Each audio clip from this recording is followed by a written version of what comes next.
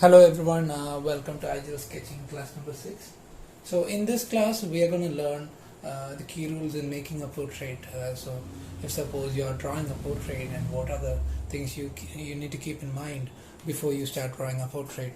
So this one is your reference diagram. So this is all roughly drawn by hand. That's why it's not properly in shape, and this is only a reference. You can fine tune it laterwards.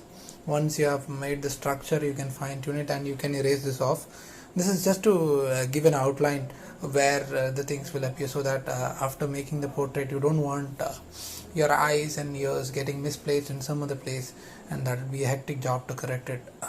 So first what you do is you make this oval shape somewhat similar to that of a human face, and you draw a vertical line, and then almost the middle of that. This is all with the rough hand. If you want to, you can use a ruler, but it's not mandatory. The more you start sketching, you can draw a rough line and in the middle of this shape. So this is your first reference line, and I take these two reference points of intersections, 1 and 2, and I draw a line in the middle, a horizontal line in the middle. So remember this point, this is where your tip of the nose comes.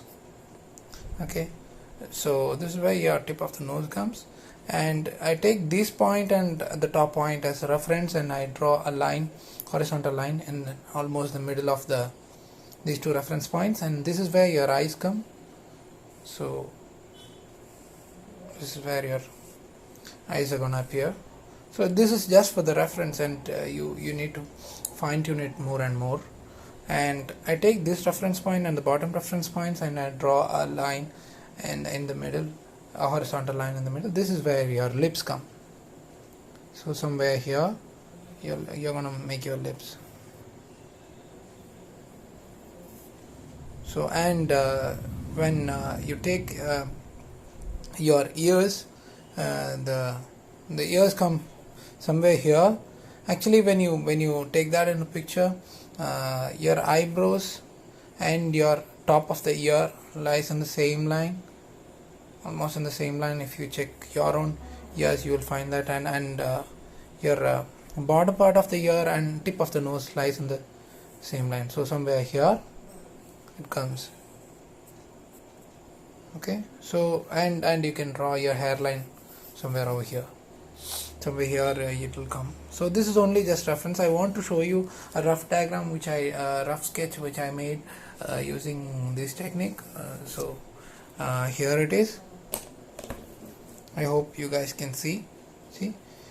This is one sketch I made with a pen, and this is all roughly done. So what I drew first was the shape, as you see. Then I made a vertical line, then a horizontal line in the middle almost, and then the upper horizontal line for the eyes, and the lower horizontal line for the lips. Then approximately keeping something in mind, this reference point in mind, I just drew some eyes, a nose and a lip. And if you take a look at this eyebrows and the top of the ears are in the same line almost, and this also in the same line.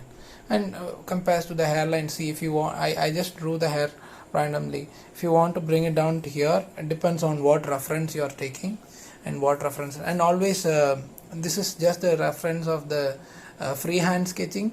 If you are going by a grid method, this is not necessary, but then you need to keep this in mind, that any portrait, if you are randomly sketching a portrait of a random object or whoever it is, then you need to keep this in mind always. Remember about the proportions where this will come, so that you will not end up drawing 1 ear here and 1 ear here. So you don't want that to happen to your sketch. So always keep that in mind. And somewhere here, if you want to draw your mustache and beard, you can draw it here.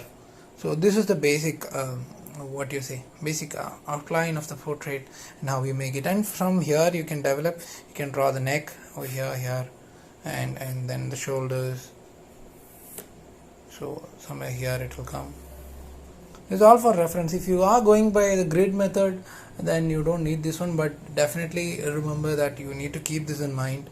This is how the structure of a portrait is, the proportions, and how it is. So there are artists who measure if they are sketching a live subject, and they measure the object's proportions, ratios, using the pencil method.